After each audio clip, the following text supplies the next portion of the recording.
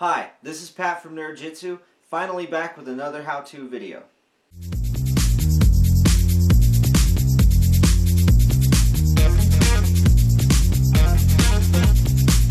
So I'm finally getting around to doing the how-to video on how to dye a gi. This took a while to get to because, well, I'm not going to take a brand new $150 gi, dunk it, and dye.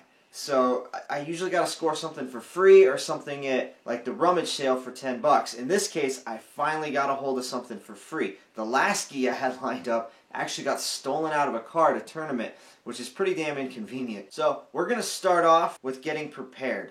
My stepdad always used to use the 7 P's on a project. Proper prior preparation prevents piss poor performance. I always thought that was pretty rude, but it's also very true. So let's go ahead and round up all our supplies and get ready to go. The first thing we're going to need is some clothes you really don't care about because you're probably going to get dye on the clothing you're wearing. You're probably going to ruin it. So, there, that's a lot better.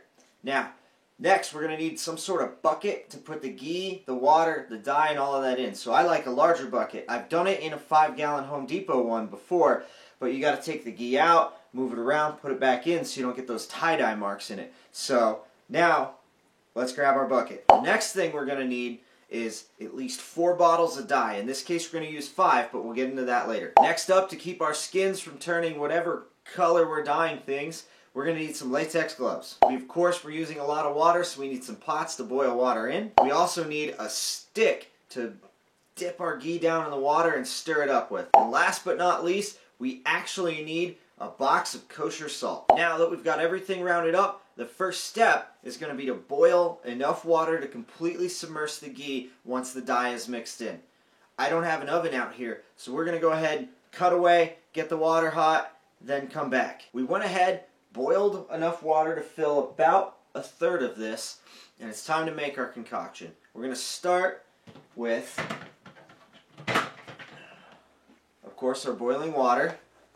You can tell it's hot. We're going to start with about a cup of kosher salt. Now, I don't really think it matters that you do an exact cup. I mean, we're not baking a cake here. It just helps with the absorption of the dye.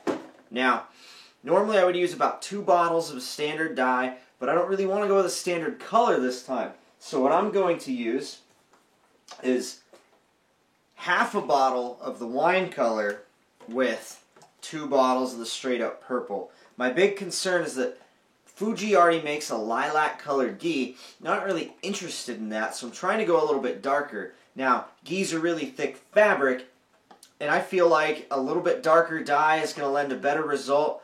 And I've got a little bit of experience with this. If you can't tell in the background, there's orange up there and green. I've done some pretty goofy colors in the past. So I'm going to go ahead, pour in these bottles of purple. Oh, before I open these, we talked about ruining clothes. We're going to need some gloves. Now that we've got gloves, we can go ahead, risk opening the dye bottles.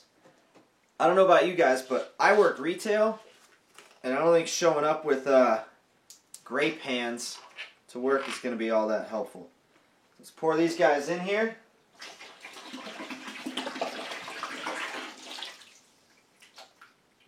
You know, it's interesting because it comes out near black because its dyes are highly concentrated. I go ahead and rinse out excess dye from the bottle so it doesn't get out in there.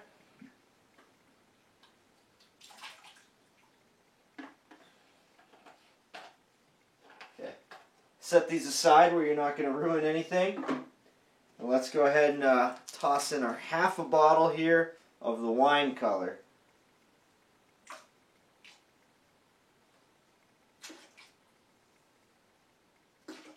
Okay, call that about half.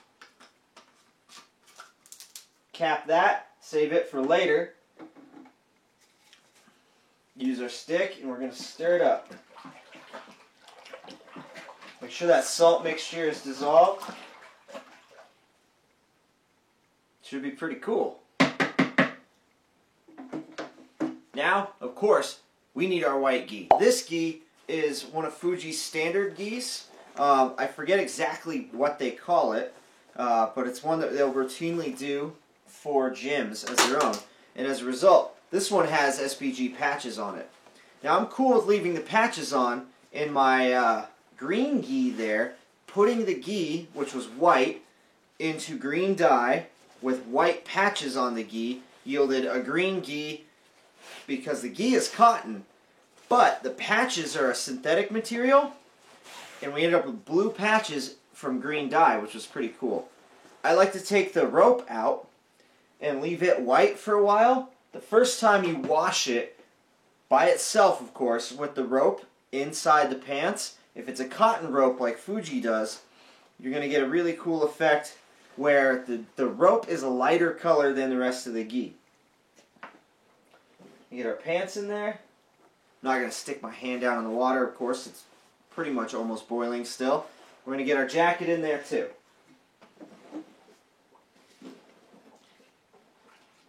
Use our stick to smash everything down.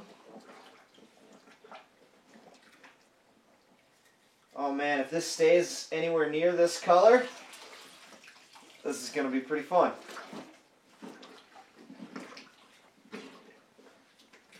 Now there's air trapped under the gi, so I'm going to get that all smashed down into the water as best I can.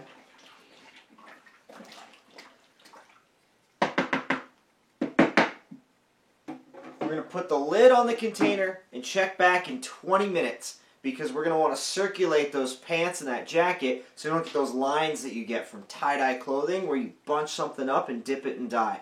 So I'm going to break, go do some editing, come back in 20 minutes, show you where we're at, mix everything around. Alright, it's been 20 minutes and that means it's time to go ahead, stir our gi around, also check on it. Pretty excited to see what it's looking like. Oof. Still hot in there. The gi is looking awesome. It's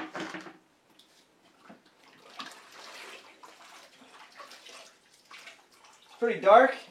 It's a good purple. Pretty excited about it. Go ahead and make sure I get the pants dug out too. This is where that stick comes in handy so you don't burn yourself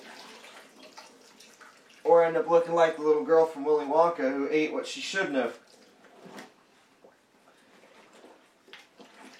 Go ahead and mix that back down in there. Push all the air bubbles out from the clothing.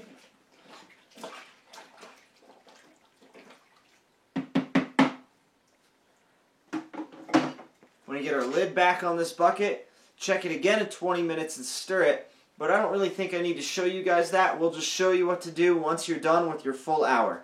Alright, so it's been an hour and we've gone ahead and mixed the gi around every 20 minutes. Now we're going to pull it out, we're going to hang it up and let it air dry completely. Alright, now all we have to do, let this dry out and we'll check on it in the morning. But so far, it's looking pretty awesome. Alright, it's been just about 24 hours since we submerged this gi in dye. We're going to go ahead, now that it's dry, and machine wash it with no detergent and then dry it in the machine as well. The big thing there is we're going to set the stain because we've essentially stained the fabric with the dye. Once it's completely dry, we're going to go ahead, make a new batch of boiling water, fresh dye. That's why we have another 2.5 bottles. We have another 2 purple and another half of the wine. So we can set the same batch of dye, get the temperature back up. We're going to do it again. Salt, all of it. That way, we really are sure this dye is going to set as best as possible.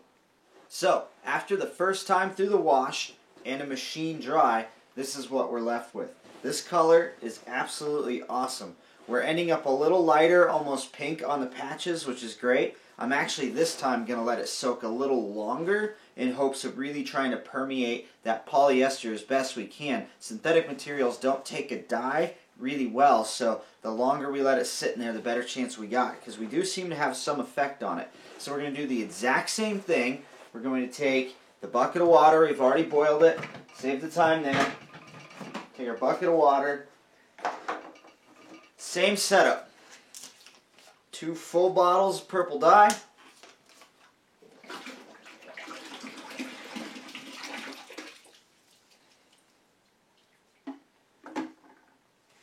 That remaining half a bottle of the wine colored dye.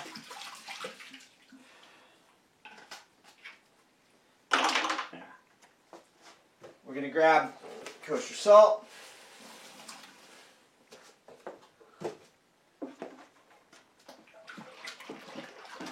A little stir.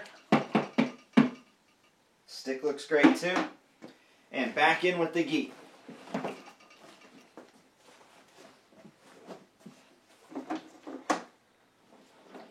Smash it all down. Make sure it's nice and wet.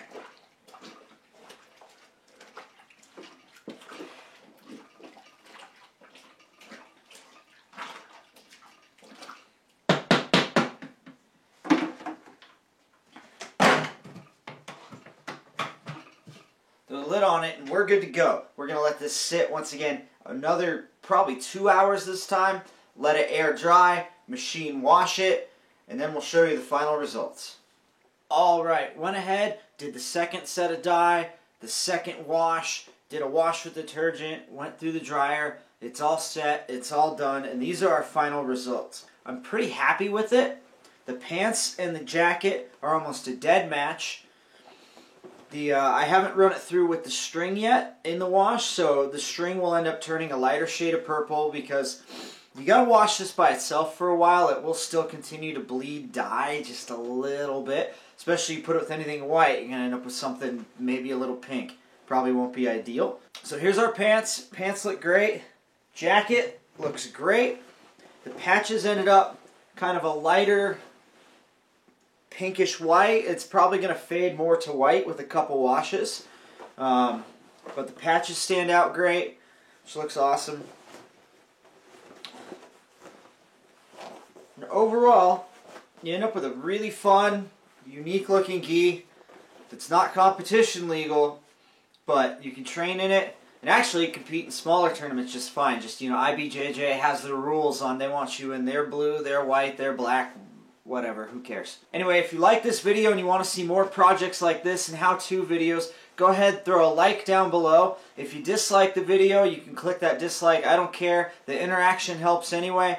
Let me know what color you'd like to see a gi dyed in the comment section down below, and I look forward to hearing from you. This has been Pat with Nerd Jitsu. As always, be a good training partner.